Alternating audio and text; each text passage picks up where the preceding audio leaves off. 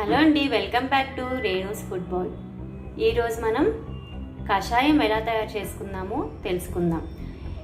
కషాయానికి కావాల్సిన పదార్థాలు: 1/2 table spoon నెయ్యి, 1/2 టేబుల్ స్పూన్ వాము, 1/2 టేబుల్ స్పూన్ మిరియాలు, 1/2 టేబుల్ స్పూన్ జీలకర్ర, 1 టేబుల్ స్పూన్ బెల్లం,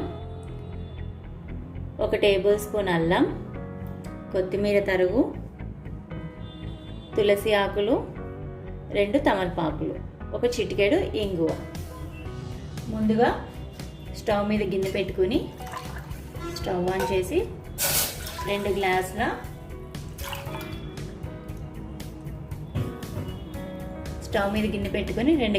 నీళ్ళు పోసుకోండి. నీళ్ళు పోసుకున్న తర్వాత వాము, మిరియాలు,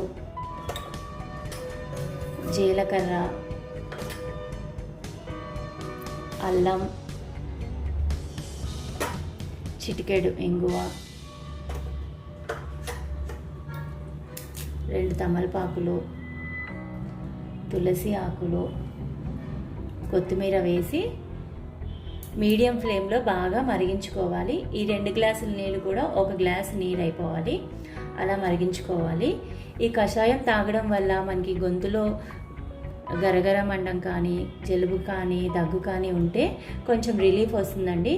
వారానికి ఒకసారైనా ఈ కషాయం తాగడం వల్ల మనకి కోల్డ్, కఫ్, ఇవన్నీ థ్రోట్ ప్రాబ్లమ్స్ ఏవైనా ఉంటే కొంచెం తగ్గుముఖం పడుతూ ఉంటుందన్నమాట.